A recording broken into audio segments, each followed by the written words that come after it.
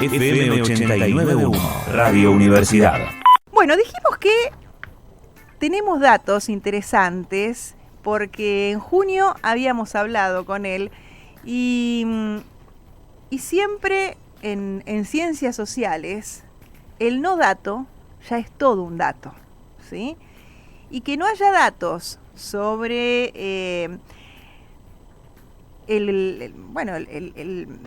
colectivo LGTBI y que todavía estemos discutiendo o algunos sectores de la sociedad en este momento estén cuestionando ciertos derechos que han costado tanto lograrse y que, bueno, se va por más, pero qué bueno que es poder tener números, ¿no?, o relevamientos que simplifiquen algunas cuestiones específicas para que después se puedan aplicar políticas específicas también y que ayuden a mejorar la calidad de vida. Y en esto nos referimos a educación, al acceso a la salud, qué pasa con la vivienda.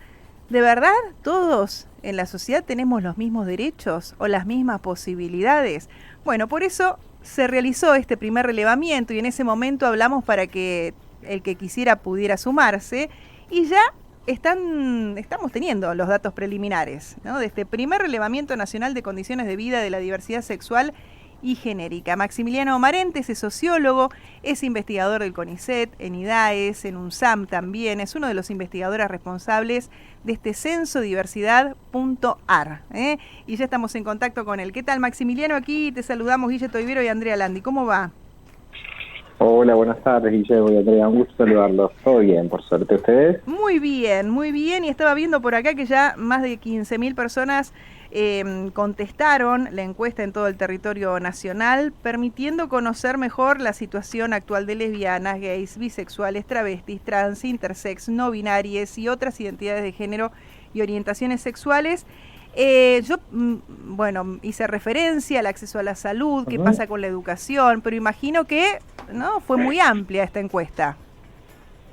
Sí, efectivamente, un poco retomando lo que decías, esta cuestión del dato, no dato, ya de por sí es un dato muy impactante la cantidad de respuestas que tuvimos, pensando que era una encuesta voluntaria, autoadministrada, que nosotros, en términos de que no se trata de un muestreo probabilístico, decimos siempre que es una encuesta pretenciosa, ¿no?, que pretendía llegar a censo.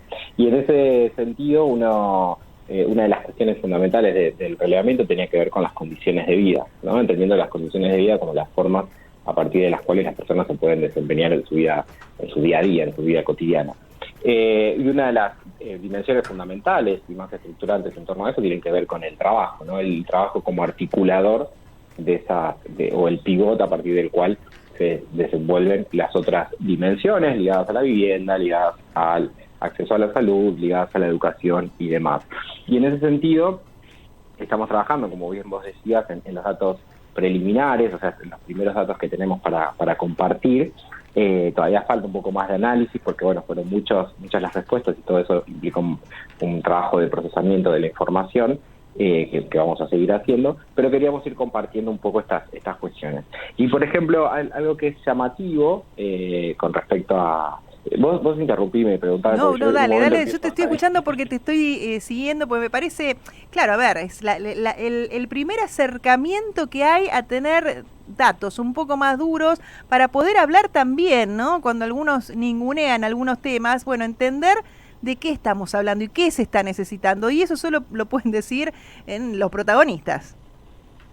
Efectivamente, y por eso tener información certera y de calidad es lo que después permite orientar políticas públicas, tomar decisiones sobre cómo focalizar algunas cuestiones, reforzar otras, mejorar otras. En ese sentido, como volviendo a la cuestión del trabajo, un dato que es significativo es que la población LGBT en su conjunto presenta altas tasas de ocupación, es decir, una población que trabaja, pero cuando empezás a disgregar por las diferentes identidades, ves que, por ejemplo, las personas no cis, las personas trans, mujeres trans, travestis, varones trans, no binarios, presentan tasas de desocupación más del doble que la población general, claro, ¿no? Entonces ahí se ve que efectivamente hay algún impedimento. Y si a eso le sumamos el otro dato que tiene que ver con que estas personas dan cuenta de haber sido despedidas de trabajos o no haber sido aceptadas en empleos a partir por motivos de su identidad de género, eso es mucho más acuciante, ¿no? En el caso de las mujeres trans y travestis, fueron 4 de cada 10, y en el caso de varones trans, 3 de cada 10. O sea, que fueron o despedidas o no pudieron acceder a un trabajo por su identidad de género. Ahí vemos cómo siguen operando esos mecanismos de discriminación sobre los cuales hay que seguir trabajando para poder garantizar la inserción de estas personas en ambientes laborales, y que, como te decía al principio, eso después va a repercutir en las otras dimensiones de la vida, ¿no? Porque están todas entrelazadas. Claro, y a ver, con respecto a esto, también el otro día, el fin de semana, estuvo la Marcha del Orgullo, pero aquí en Matanza hace 2 semanas se realizó, y nos comentaban también el tema del acceso a la educación, que, muchos chicos, chicas, chiques que están en la secundaria y que son del colectivo LGTBI, no pueden terminar el secundario, que igualmente, comparado con hace unos años, por suerte hay muchos más, pero que todavía hay que seguir laburando en esto. Sí, efectivamente, ahí con respecto a la educación también es necesario como distinguir entre las diferentes identidades, porque presentan comportamientos o características diferenciales, ¿sí? En el caso, por ejemplo, de la encuesta, tenemos muchos varones gays con niveles educativos altos, lesbianas relativamente altos, y sí, efectivamente se ve que en la población trans los niveles educativos son más bajos, tienden a ser más bajos, y que eso también después se va a traducir en las oportunidades laborales, ¿no? Y al mismo tiempo, como en esos ámbitos también quienes están cursando, o quienes al momento de responder la encuesta estaban cursando alguna carrera o estudiando o asistiendo a algún establecimiento educativo, contaron que fueron discriminadas por su orientación sexual o su identidad de género. Mirá. En un porcentaje no desdeñable en el caso de compañeros y compañeras de estudio, y también por profesores y personal directivo, ¿no? Entonces ahí nuevamente aparecen como hay ciertos avances y ciertas leyes que nos ponen muy orgullosos a nivel nacional, pero sigue habiendo mecanismos y cuestiones que operan para desalentar la buena vida democrática de las personas. Maxi, Guille te saluda, ¿cómo estás? ¿Qué tal, Guille? ¿Todo bien? Bien, un placer charlar contigo. Vos sabés que te estaba escuchando, ¿no? Y decís que fueron, dicen que fueron 15.000 el muestreo que se hizo en todo el territorio nacional. ¿Se pudo hacer alguna diferencia en lo que tiene que ver con el interior profundo, con lo que son las grandes ciudades y demás? Bueno, digamos, efectivamente se va a poder hacer análisis, y estos 15.000 es una muestra grande, digamos. Sí, a veces cuando trabajamos con datos estadísticos nos parece, bueno, 15.000 no son ¿cuántos son de los 44 millones de argentinos? Bueno, es distinto, pero cuando son encuestas siempre por lo general se trabajan con casos más acotados, ¿no? O sea, hay encuestas de opinión que son con 1.000 casos, así que con 15.000 hay un número suficiente. Y este número suficiente también permite analizar por comportamientos por provincias, comportamientos por ciudad, por departamentos, porque no desagregamos, no preguntamos por la ciudad de residencia por una cuestión de preservar el anonimato, ¿sí? Hay datos que son sensibles y hay personas a las cuales las matan por ser parte de la comunidad LGBT, ¿no? Entonces, no, digamos, también hay algo del manejo sensible que quede agrupado, por lo menos a nivel departamental, para poder preservar también estas cuestiones a nivel de partido, en el caso de Provincia de Buenos Aires. En ese sentido sí se puede profundizar y se pueden avanzar en los datos. De todas maneras, es cierto que la mayoría de quienes respondieron viven en ciudades y grandes ciudades, pero también hay muchos casos, y para nada menores, que viven en ciudades pequeñas o departamentos partidos con baja densidad poblacional, y también en áreas rurales, ¿sí? Que son un poco los desafíos que siempre se tienen al momento de hacer este tipo de relevamientos, no solamente sobre población LGBT, encuestas a nivel nacional, que es difícil llegar a determinados lugares.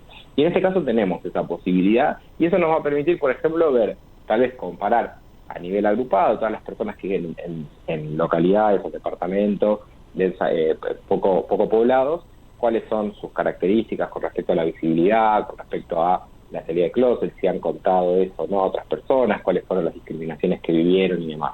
Así que sí, efectivamente eso se puede hacer, todavía no lo hicimos porque estamos en el momento de procesamiento de los datos, ¿no? ¿Tienen ya un relevamiento de cuáles fueron las edades que más se engancharon con esta encuesta? Sí, efectivamente. Es una encuesta para mayores de 16 años que eso también hemos recibido comentarios, bueno, pero tengo un niño, mi hija que es menor quiere responder, bueno, no es para mayores de 16 años porque también tiene que ver con esas condiciones de vida y por cuestiones éticas que se tomó esa decisión. Y con respecto es una población bastante más joven, digamos que a nivel general de la población, pero que también es bastante concentrada en las edades de los 30 y los 40, y a partir de los 45 años y más empieza a haber menos casos, ¿sí? Pero digamos que haya menos casos en términos relativos o proporcionales, no es que hay pocos casos, sino que sigue habiendo casos para poder analizar y para poder sostener algún dato y alguna información contundente de lo que se ha relevado. Y también ahí hay preguntas que se pueden hacer con respecto a por qué o cuáles son las hipótesis, ¿no? Sí. Y esto tiene que ver con un sesgo de cómo llegamos, que nos costó llegar a más población para que respondiera a esto. Si también nos costó llegar a más población porque la población más grande, pensando tal vez a alguien de 80 años, le cuesta más identificarse a partir de estas categorías o piensa que no tiene por qué responderlo, ¿sí? O tal vez se animan menos a hablar de estas cuestiones, ¿no? Todas esas cuestiones que, digamos, algo que nos... o sea, estamos muy felices con el relevamiento y demás, y algo que siempre decimos así como es pretencioso, pretende ser un censo, esta encuesta también pretende ser la primera en una serie, claro, ¿no?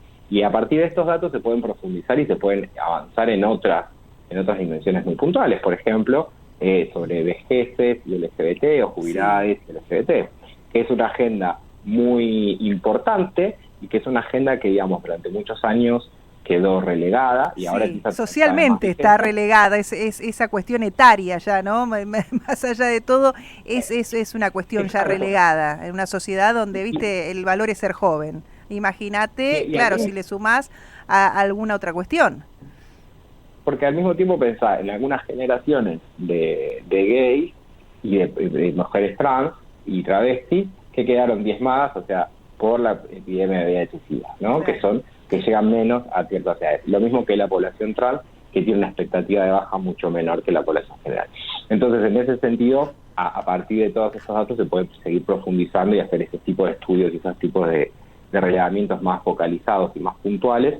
Y como decimos, esto es un primer escalón en una larga serie que al mismo tiempo se apoya en los trabajos que se hicieron antes. O sea, no es que acá venimos a descubrir la pólvora, sino que ha habido otros relevamientos, en el caso sobre todo sobre población trans y en áreas acotadas, en ciudades o localidades acotadas del país o provincias, y justamente ahora lo que propusimos es que sea a nivel nacional con todas las identidades que componen el colectivo LGBTIQ+.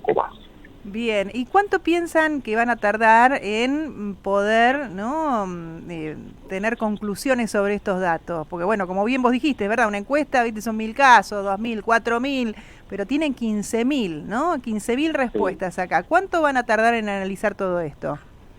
Mira, algo ahora responder eso, pero vos fíjate que, por ejemplo, las preguntas sobre trabajo, sobre ocupación, se preguntan de qué manera, no hay una listita de cuáles son las ocupaciones, sino que se le pregunta a la gente cuál es su ocupación, que la describa brevemente, cuáles son las tareas que hacen, y después hay que codificar, es decir, manualmente hay que leer cada una de esas respuestas y asignar un código. Imagínate para 15.000, claro. O sea, es un montonazo. Entonces, por fueron eso como muchas preguntas abiertas, digamos, donde porque también esto, se desconocen hasta qué opciones se pueden dar, o si hay que dar opciones o no. Sí, eso también tiene que ver con cómo se pregunta en las encuestas oficiales sobre ocupación. Claro. ¿Sí? Por lo general se pregunta. Y que ahí la particularidad también de este reglamento es que partió de las formas de preguntar que se utilizan de manera más estandarizada a nivel internacional, que eso es lo que permite después trazar algún tipo de comparabilidad de tendencias, no necesariamente una comparación 100%, pero sí como observar algunas grandes tendencias y demás. Nosotros vamos a seguir trabajando en el análisis de los datos. La idea nuestra es para los primeros meses del año que viene tener un primer informe y luego seguir analizando y profundizando. Hay algo también de todo esto que lleva tiempo. El análisis no es solamente establecer unos cuadritos y observarlos, sino analizar las tendencias, comparar algunas cuestiones y demás. Así que vamos a seguir trabajando en eso durante todo el año que viene, pero a medida que vayamos teniendo cosas las vamos a seguir publicando, porque al mismo tiempo partíamos y reforzó nuestro convencimiento de nuestro compromiso público desde la ciencia o con la vida democrática, y así como fuimos un poco caraduras para pedirle a los distintos medios que nos abrieran las puertas para contar el proyecto y para que llegara más población, también nos gustaría poder devolverlo y contarle, y a partir de diferentes informes y demás. Ahora estamos trabajando, esta primera silla de prensa con datos preliminares va de la mano de un cuadernillo de difusión que incluye estos resultados y algunos más, y también las otras líneas de acción, porque también había un componente cualitativo, otro de mapeo de organizaciones y demás. En nuestras redes sociales vamos a seguir publicando estas cuestiones e informando cada vez más. Estuvimos un poquito menos activos en las redes, pero porque estábamos en el momento de analizar esta información. Ahora hay que sentarse a trabajar, claro, con todo esto. Y Maxi, claro. a nivel mundial, ¿cómo están este tipo de encuestas o censos? Mira, muy buena pregunta, porque fue justamente una de las cuestiones que nos animó o nos dio coraje para hacerlo, ¿no? Porque al principio decís, bueno, hacemos una encuesta que sea virtual para todo el país. Bueno, hasta mayo que salió la encuesta estábamos como, ¿cuántos casos tendremos? Pero antes de eso, cuando estábamos planificando, diseñando, cuando nos postulamos al financiamiento para el proyecto, nos avalamos en los casos de, por ejemplo, de Reino Unido, de México, de Ecuador, que han realizado este tipo de relevamientos también de manera virtual y autoadministrada, y que empiezan a mostrar buenos resultados, ¿no? Y buenos resultados en esto, de la gente tiene ganas de responder, y que también entendemos que esa respuesta es una forma de participación política, es una forma de visibilizar, ¿no? Ahí acuñamos esta idea de contarnos, es otra forma de visibilizar, no solamente a partir de tomar el espacio público, las marchas y demás, sino también a partir de dar cuenta de cuáles son nuestras condiciones de vida. Y en ese sentido, por ejemplo, un datito más de color que les traigo es algo que está pasando con estos relevamientos estadísticos a nivel global, es que empieza a haber una mayor identificación de mujeres bisexuales, ¿no? Muchas más mujeres se identifican como bisexuales, y también eso empieza a hacer que haya mayor visibilización de ese dato, cuando en las encuestas anteriores siempre costaba más que las personas bisexuales se identificaran como tal o que participaran del relevamiento, ¿no? En este caso vemos que es una tendencia a nivel mundial que hay mucha mayor preponderancia para identificarse como bisexual. Así que eso también es un dato interesante y a tener en cuenta, que da cuenta también de cuáles son los cambios en los procesos de identificación en términos sexogenéricos. Maximiliano, la verdad que es sumamente interesante y quedamos abiertos a poder seguir acompañándolos, ¿no? A medida que van analizando todos estos datos, y que, bueno, esto haya sido la piedra fundacional más allá de los trabajos anteriores que se hicieron, pero nunca con tanta gente, para poder tener, ¿no?, datos específicos y a partir de allí saber cómo se trabaja en las necesidades de cada sector, de cada colectivo. Así que aquí quedamos a disposición y te agradecemos muchísimo estos minutos aquí a Radio Universidad. Gracias a ustedes por el espacio, y cuando tengamos el cuadernillo se los estamos enviando. Ahí está, lo estaremos esperando. Te mandamos un abrazo. Un abrazo, buenas tardes. Maximiliano Marente, sociólogo, investigador de CONICET, en IDAES, en USAM, uno de los investigadores y responsables de este censodiversidad.ar, ¿no?, con estos datos preliminares. Y ahora, claro, hay que sentarse a desglosar todo, porque más de 15.000 personas del colectivo LGBTIQ+ contestaron esta encuesta en todo el territorio nacional. Desde la Universidad Nacional de La Matanza, Radio Universidad FM 89.1. Siempre cerca.